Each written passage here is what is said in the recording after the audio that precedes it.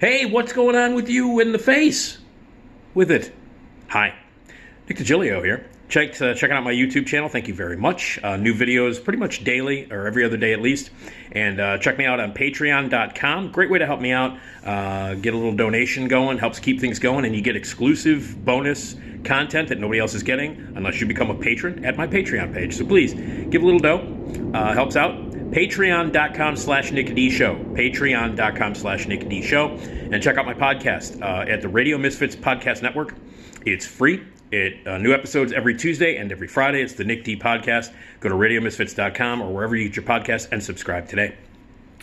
Okay, it's interesting. I was just looking back at some stuff about TV actresses and TV actors who wanted to make it in the big, in movies on the big screen, and that was a much different definition years ago. It's definitely changed over the course of the past 10 to 15 years, big time, because it used to be, in the old days, it used to be, if you were in the world of TV and you made it to movies, that was the big time. Like, TV was considered, the lower class actor and actress.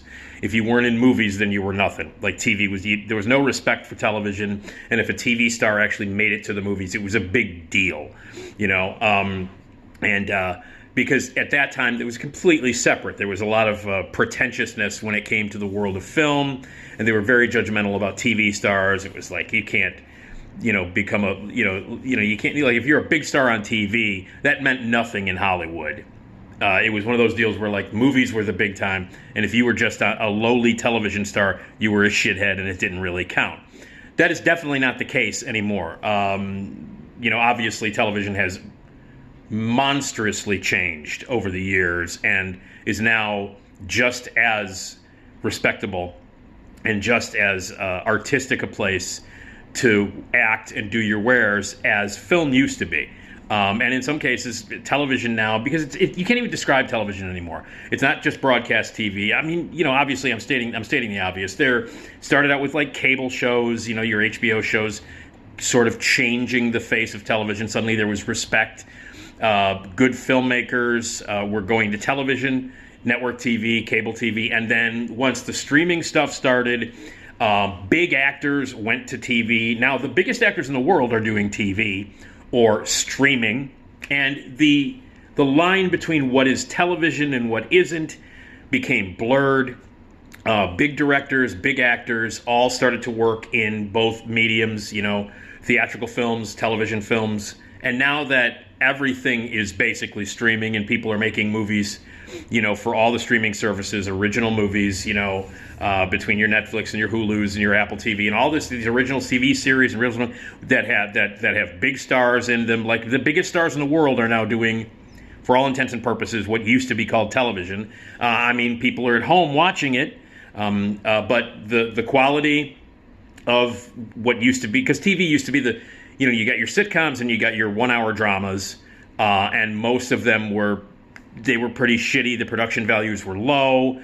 There was a barrier put up between being a star on television or a director of television movies and TV series to making your transition to the big time, which is movies. But now all that's gone. It's all gone. It's all now one big thing, and which I think is cool. I think it's awesome that big ass movie stars from the past and great filmmakers are now doing things with streaming services and doing things on TV. But there was a time when it was difficult for actors and actresses to climb that wall from the lowly world of TV to movies. And some actors and actresses were big on TV and then kind of failed when they tried to transition into movies. And some of this happened pretty recently, But now, again, like I said, that landscape is completely different. All bets are off.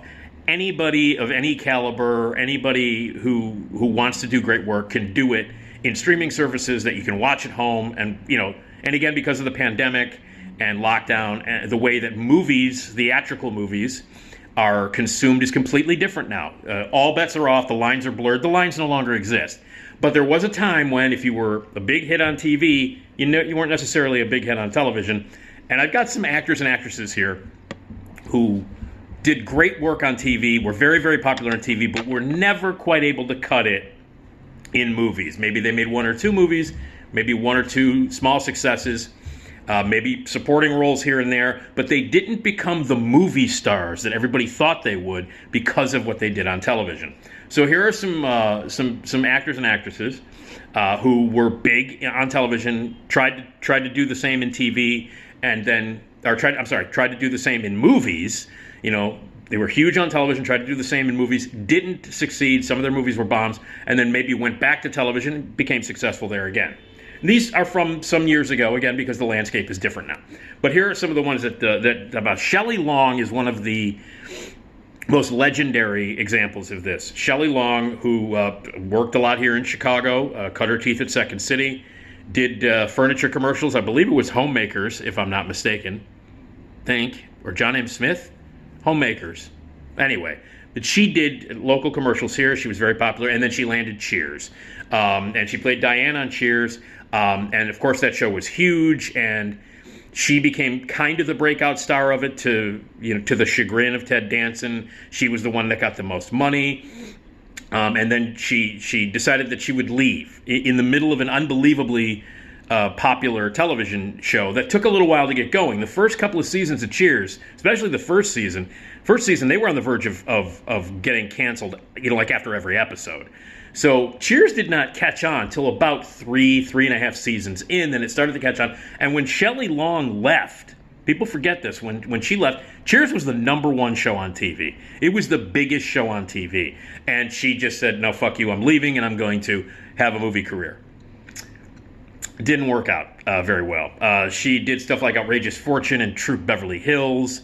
Her movie work really paled in comparison to what she created on television, and she never really became the movie star that everybody thought that she would have.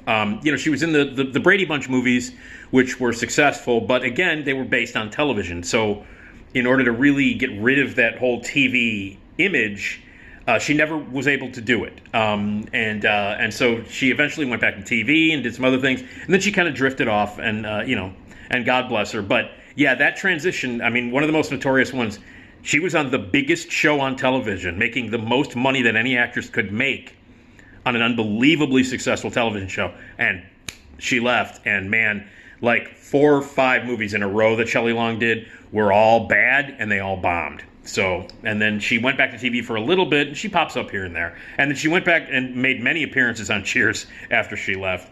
But there you go. Also, another one, Tom Selleck is a guy who, Magnum P.I. was a massive success. It was a huge, huge hit. He was a television sex symbol, a television icon, a big, big, big TV star. And he never really quite broke through on the movie side. The legendary story is that he was offered Indiana Jones for Raiders of the Lost Ark before Harrison Ford. Like, he was supposed to be Indiana Jones, and he had to turn it down because of scheduling on Magnum P.I. His TV show, at that time, again, biggest TV show, one of the biggest TV shows ever. He was a sex symbol. The mustache was huge, all that shit. He was as big and sexy as you can get on TV. I couldn't do Indiana Jones, and then, obviously Harrison Ford rode that pony into, worldwide success. And, there's another one coming out, which of course is fucking absurd that there's a new Indiana Jones movie coming out, considering how horrible the last one was. But anyway, he missed the boat on that. Then he tried making movies on his own. One of them was kind of an Indiana Jones inspired knockoff, High Road to China, which he made like in 1982 as an answer, and that bombed. He was in a sci-fi movie called Runaway. He'd been in some movies. He was good in some movies in supporting roles. Like, he's terrific in In and Out. The great Kevin Kline, Frank Oz directed, Paul Rudnick written. Brilliant, one of my favorite comedies ever. He's great in that. He's had supporting roles here and there, but eventually he went back to TV. I mean, the guy's, again, Blue Bloods is a huge show. I mean, hey, listen, senior citizens in CBS, dude, try to get a TV show with senior citizens in CBS, and you're going to make bank. So he had to go back to TV, and there's nothing wrong with that. And again, I'm not passing judgment here. They couldn't quite make it on in the movies, and they went back and had a successful career on TV. People would kill for the career that Tom Selleck has had. So anyway, got rid of the mustache for a little while, but grew it back because the old people at CBS were like, I like the mustache and the blue-haired teeth, blue bloods. Anyway, Tom Selleck. Claire Danes. Now, here's one that kind of kills me. And again, the definitions have changed. But Claire Danes became very, very popular on TV with My So-Called Life, which was a show that got... I don't want to talk about the fact that it got canceled. I love that show. It's one of my favorite shows. I adore that show. And Jared Leto has become a massive jagoff. He's always going to be Jordan Catalano in my book, always. But anyway, Claire Danes, was charming and lovely and awesome on that show. And her transition into movies with like Brokedown Palace and some other movies. She had a lovely supporting role in Home for the Holidays, which is the best Thanksgiving movie ever made. So she's great in that. She's terrific. But her the attempt to make her like a leading lady, in that Sandra Bullock kind of category as an adult, never took off. But she found massive success on television in the show Homeland. But again, this was when TV started to transition from not respected to being respected. And Homeland is one of those shows, like during the height of when cable shows really became critically acclaimed and people started to look at them, with your Sopranos and The Wire and stuff like that. And on Showtime, stuff like Dexter and Homeland. She won Emmys for it, but her big time movie career never really happened. Jennifer Garner is another one. She was huge on Alias, got her start on Felicity. Huge on Alias, and then her attempt to cross over into movies, to be a big time movie star, and to be above the title. She was in 13 Going on 30, one of the Body Switch movies. She was in that. And I can't remember Elektra. She was in Elektra, which was supposed to be her big breakout superhero role, and that bombed. Her movie career, she was in Juno, had supporting roles in some movies that she did well, and she continued to make movies and things like that. But the big sort of female movie star thing never happened for her, Jennifer Garner. Not equal to what she achieved as as the star of Alias. Let's see who else. Katherine Heigl. Katherine Heigl, huge on Grey's Anatomy, and she made some other movies. She made that really terrible movie with that creepy movie with Gerard Depardieu, where she played his daughter in that movie, and it was like very, very creepy. And then she was in Knocked Up, which became a huge hit, and really, she started she got 27 dresses out of that. But what she did, publicity-wise, was not very smart. She basically trashed the movie that brought her to success in the world of movies, as opposed to Grey's Anatomy, which was just a TV show. And she trashed the movie. She said it was like, it was a boys' club. The female roles were bad. It was misogynistic. It was anti-woman. And this is coming from a woman, Katherine Heigl, who, spent a large portion of her career posing for like Stuff magazine, and Maxim. She did a bunch of those layouts and didn't have an issue with that then. And then threw all these like terrible comments about Knocked Up, which are not true in my opinion. And then that really, kind of like boom, it was over at that point. The movie star stuff was over at that point. And I was always a fan of Katherine Heigl. I always liked her. I liked her. I never watched Grey's Anatomy. It's still on. That show's in its record-breaking 643rd year. But the stuff that she said about Knocked Up, people took it to heart. Like Apatow was a big dude at that time, and and it was really kind of unprovoked. Like she went off on the guys who made Knocked Up, despite the fact that she made millions of dollars from it and got tons of offers. But it was her own mistake. If she didn't like the movie, so be it. She didn't back it up. Like all the criticism that she made about Knocked Up, which a lot of it was unfounded and not true. I don't know. Anyway, and I'm not the biggest fan of the Apatow movies at all. Like Knocked Up, I went back, I've seen it again. Don't like it very much. The only Apatow movie that I back to this day is 40-Year-Old Virgin. That's the only one. The rest of them can fuck off. So I kind of agree with Katherine Heigl that it's not great, but man, that was not a good thing. And then she went back and did a couple of other TV shows and never really took off the way she thought she was going to. And she had this huge success with Knocked Up. She blew it. Katherine Heigl.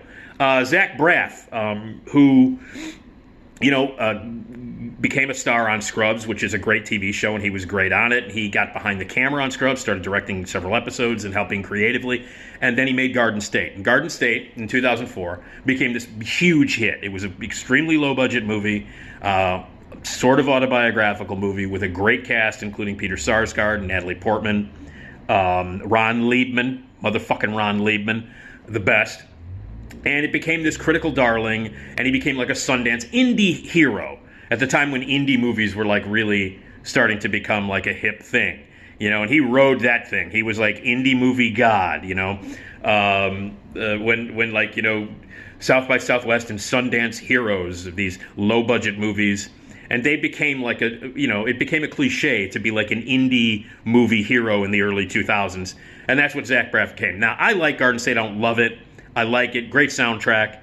But it started to get a little like that reputation started to follow Zach Braff around, and he started making other movies after that he directed.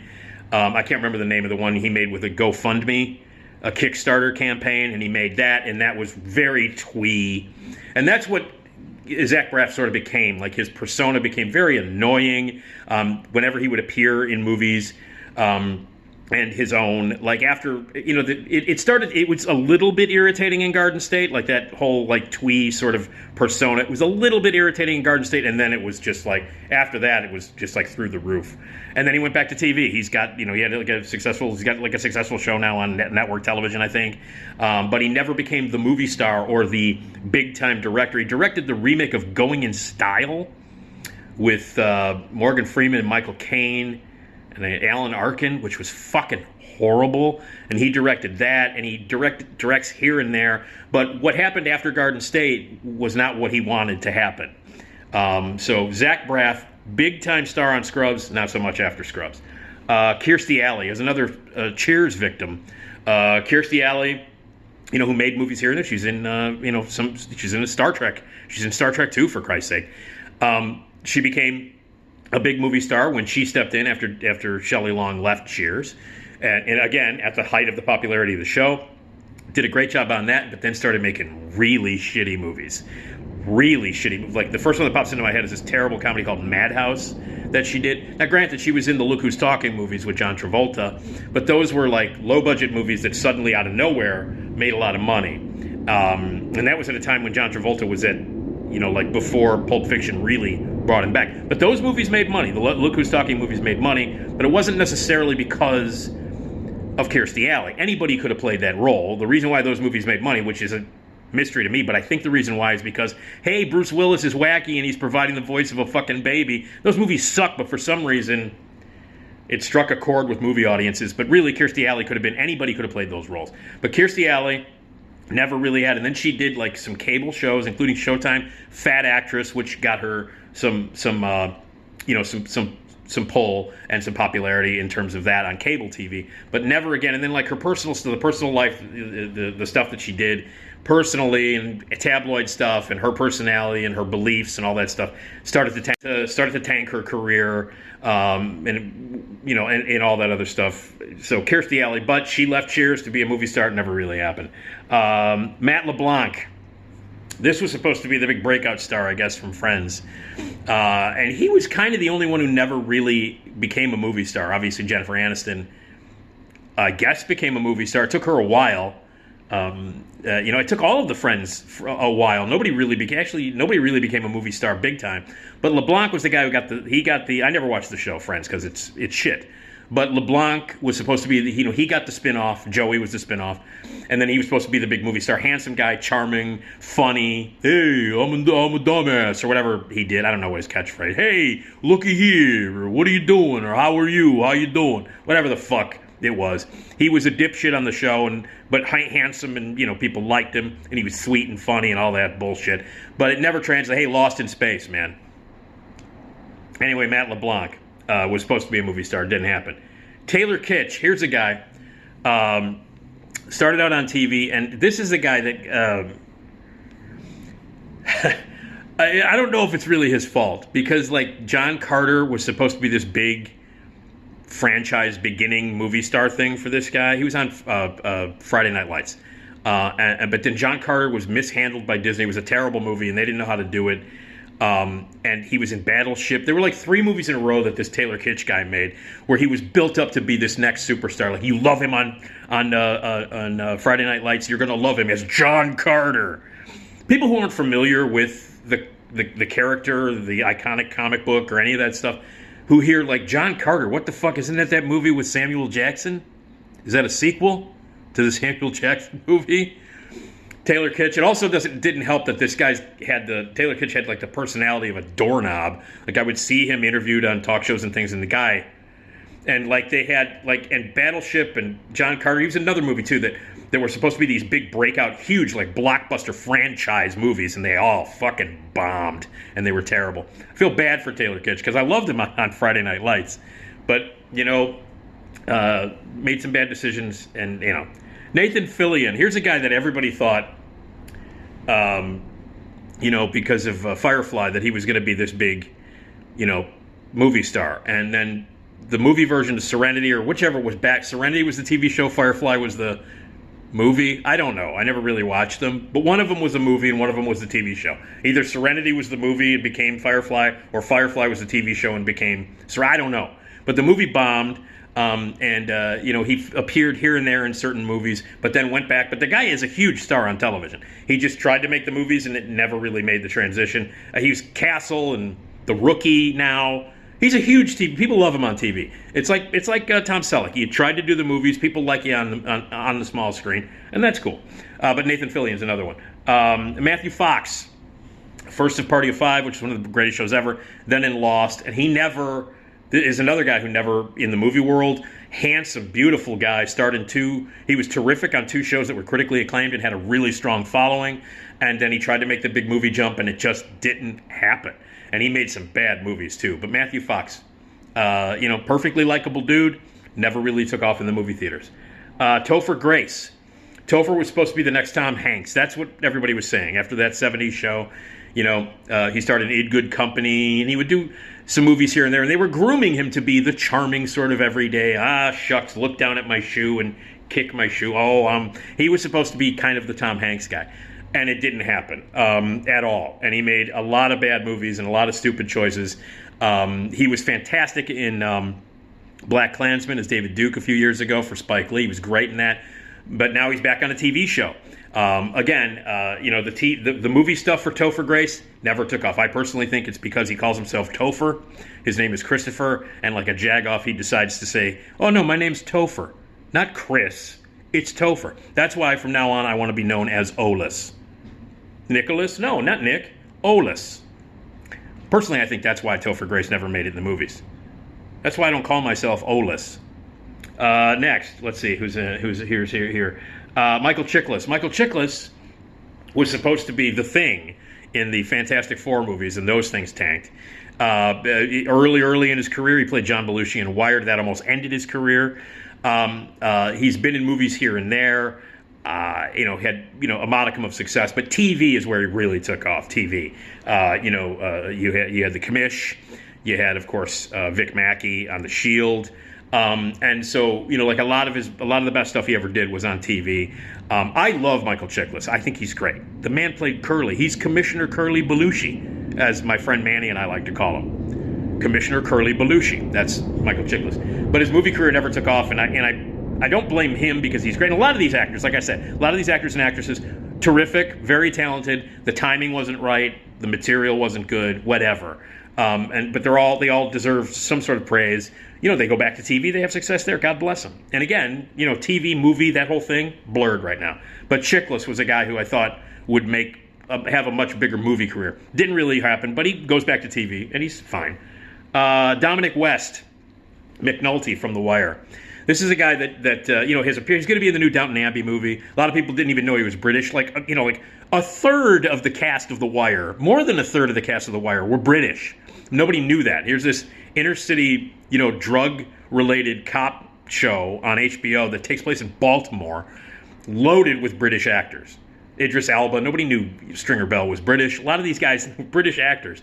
And Dominic West, who played McNulty on The Wire, one of the greatest characters, the greatest TV show ever in the history of the medium, ever. And we're not even going to argue about it, because if you think another television show is better than The Wire, you're wrong. That's not an opinion, that's a fact. But Dominic West is a guy that could have had the kind of character that he played in The Wire. He could have translated to big movies. Never really did. He played villains here and there, went back to TV, but never had the leading man stuff. You know, the kind of like really heavy Oscar-nominated kind of heavy dramatic roles that you would think he would have gotten after playing McNulty on The Wire for so many seasons. So, Dominic West. And then I guess the big one is David Caruso. But here's the weird thing about David Caruso. David Caruso was on NYPD Blue and notoriously left NYPD Blue very much like Shelley Long at the height of its popularity. But you know, it took a while for Cheers to take off. It didn't take a long time. NYPD Blue was a hit out of the gate. And it was huge right out of the gate. And he left, I think it was after the second season, he left. The show went on. They had many, many different replacements for him, including Jimmy Smits and Ricky Schroeder and all that stuff. And the big breakout star actually ended up being Dennis Franz and his ass. But when he left NYPD Blue, people were like, oh my God. And then he'd go on to do like Jade, and he would do Kiss of Death, and other, you know, movies that bombed, that did not do well. The thing about David Caruso is that everybody was like, well, who does he think he is? He's a TV actor, now he's trying to do movies. Well, the fact is that David Caruso was a movie actor before he got NYPD Blue. And back in those days, it was like if you were a movie actor and you were doing TV, you were slumming. So David Caruso always wanted to make movies. And he did make movies. He made very successful movies. He was in really good movies, and he was great in those movies. Including King of New York. He's amazing in King of New York. You know, I mean, he was in a bunch of like really good movies before he ever got NYPD Blue. And then when he got NYPD Blue and he got a little money and started to get offers, he left because he didn't want to do TV. Because at that time, you got to remember, at that time, if you were a film actor and you went to TV, that was you were slumming. That was a mark against you. So Caruso got some dough, got some offers after the second season of doing NYPD, and went back to movies where he started. So he wasn't like a guy who started in TV, got full of himself, and went to movies. He was a guy who started in movies. Did very well in movies, got a lot of critical acclaim as a supporting actor, and playing a couple of leads in films. Went to TV, said, okay, I'm done. I made some money. I'm going to make movies again. And then went back to movies. And then because of the fact that he was on a successful TV show, people tore him apart. People ripped him apart, forgetting the fact that the guy was a successful and critically acclaimed and really terrific film actor before NYPD Blue. So after NYPD Blue, he makes Jade and Kiss of Death and some other movies that tank. Can't get hired for anything. So he went back, and then he became, I guess he ran out of luck. Yeah! And then he did the stupid-ass NSCIS, or whatever the fuck, Miami NYCSI shit, and became, again, a huge TV star. So it's an interesting ride Caruso had. Film actor, critically acclaimed, respected as hell. Does TV, film actors and people go, ooh, why is he doing a stupid TV show? Successful TV show, decides I'm going to go back to the movies. I love making movies. I'm a movie actor. Goes back to movies. They tank. Everybody hates his guts. And he goes back to TV. So he might be the quintessential story. Like, critically acclaimed, great movie actor. Makes a TV show. All of his, you know, all of the contemporaries in the world of movies think, well, how dare you make a TV show? TV shows are successful. He goes back to movies. They tank. Goes back to TV. So there it is. It's a weird world, but that's all over now. This whole, like, you can't make it in movies if you're successful in TV. That whole big wall that's put up between the world of television and movies, that's gone. Anybody can make anything in any form, whether it's streaming or movies or TV or whatever, and I think that's awesome. I love the fact that actors and actresses can just be actors and actresses and not be judged by what medium that they're in. So anyway, but I was just thinking about that, you know, like, hey, you got a great successful TV career, not so much in the movies. So anyway, not true anymore. But anyway, by the way, David Caruso rules.